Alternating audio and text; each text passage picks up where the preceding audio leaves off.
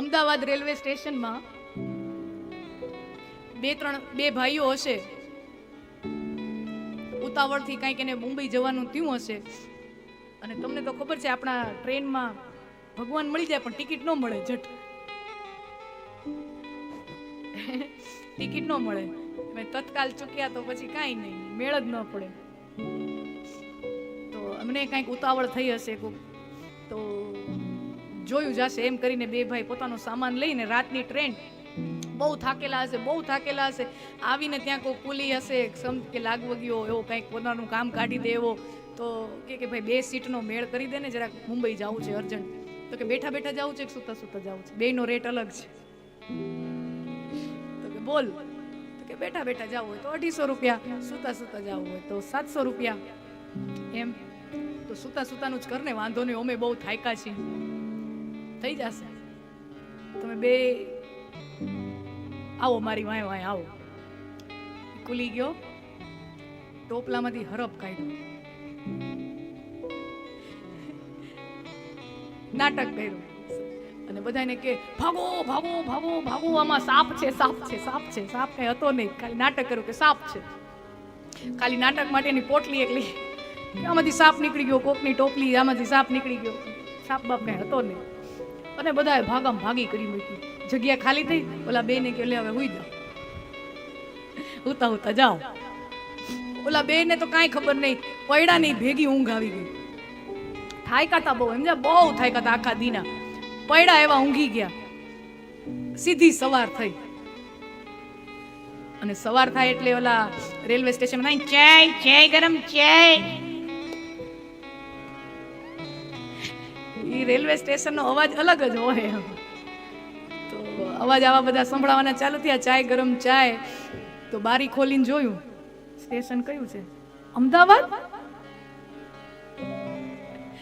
તો કે હજી અમદાવાદ જ પડ્યા જી.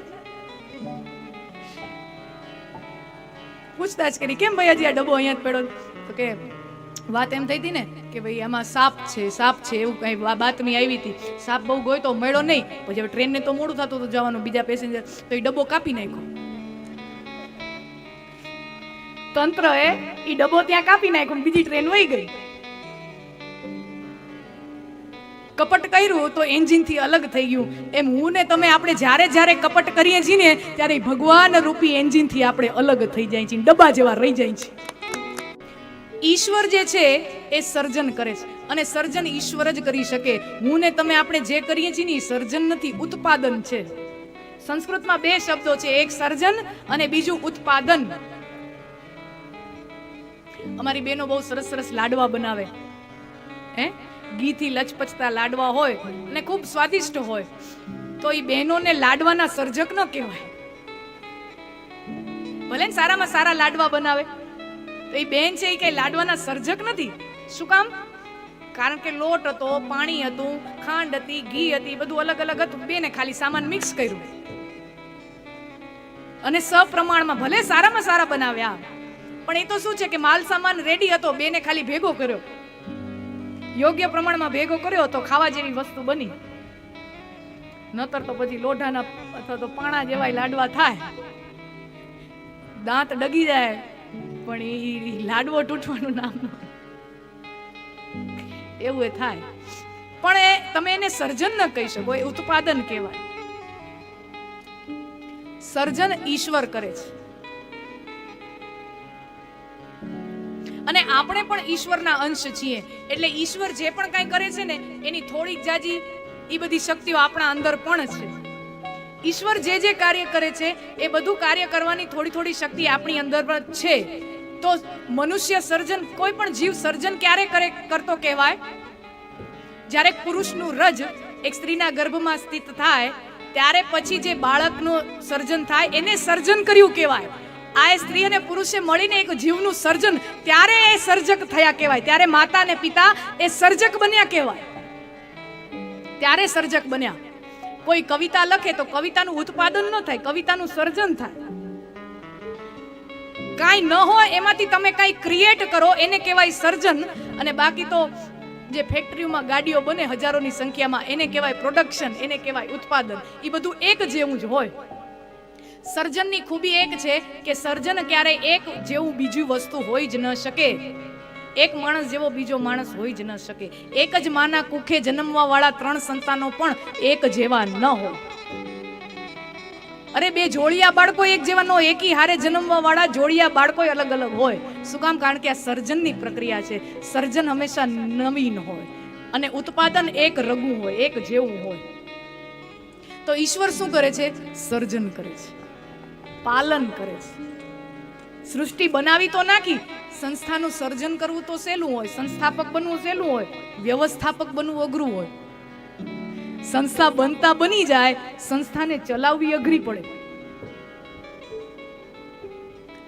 તો સૃષ્ટિ બનાવી નાખી એટલું જ નહીં, સારામાં સારી રીતે ચલાવી પણ છે. ઈશ્વરે સૃષ્ટિને સારામાં સારી રીતે ચલાવી છે. આભના થાંભલા રોજ ઊભા રહે. વિચાર કરો, અહીંયા એક મંડપ નાખ્યો તો કેટલા થાંભલા છે? ગણો હે, કેટલા થાંભલા છે? ત્યાં આટલું મંડપ ઊભો છે. તો અહીંયા આકાશ આવડો મોટો છે, એના થાંભલા ક્યાંય આપણે જોયા? આકાશના થાંભલા ક્યાંય દેખાય છે? કેવડો મોટો આકાશ મંડપ છે. આકાશ એક મંડપ છે, એના થાંભલા ક્યાંય આપણે જોયા? અહીંયા આટલી લાઈટ કરવા માટે કેટલી લાઈટ ચાલુ છે? જો, આ તો દિવસનો પ્રોગ્રામ છે, રાતનો હોય તો કેટલી લાઈટો કરવી પડે. તો આટલી જ જગ્યાને પ્રકાશિત કરવા માટે આટલી લાઈટ છે, છતાં અહીંયા લાઈટ ગોઠવવી પડે છે. તો આખા સૃષ્ટિના માટે જળહળતી કરવા માટે ભગવાને ખાલી 2 બલ્બ બનાવ્યા. દિવસ માટે 1 બલ્બ ને રાત માટે 1 બલ્બ. બસ 2 જ બલ્બ બનાવ્યા અને બધે પ્રકાશ પૂગી જાય. અને આપણે રાત્રે સૂઈએ તો આ લાઈટ બંધ કરવી પડે, બરોબર? આ લાઈટ આપણે બંધ કરીને પછી આપણે સૂઈએ. ભગવાન એમ કે તમારે સૂવું હોય ને ત્યારે તમારે કોઈ લાઈટ બંધ કરવાની જરૂર નથી. બલ્બ પોતે ડૂબી જશે, સૂર્ય પોતે સૂર્યાસ્ત થઈ જાય, પોતાની મેળે સૂર્યાસ્ત થઈ જાય. અને નાઇટ લેમ્પ લાગે, ચંદ્રમાં નાઇટ લેમ્પ છે. આપણે જીરોનો બલ્બ લાગે ને ઘરમાં તો જ રૂમમાં, નહીં તો બહુ અંધારું થઈ જાય. જીરોનો બલ્બ લગાવીને સૂઈએ આપણે. ચંદ્રમાં જીરોનો બલ્બ છે. વાયુનો વીંઝણો રોજ હાલે. આ પંખા, થોડી ગરમી થાય આપણે કેટલા કુલર મુકાવ્યા, અને ભગવાનનું ઉપર એસી સતત ચાલુ જ હોય. વાયુના વીંઝણા એના રોજ પંખા ચાલુ જ હોય. કેટલા પંખા એમાં જોઈતા હશે? ભાગતી ભાગતી પડી જતી રાત સૂર્યને હાથે ના આવે. સૂર્ય ડૂબે ને એટલે એ રાતની વાહે પડે, ભાગતો જાય કે હમણાં પકડી લો. પણ એ પકડાય નહીં.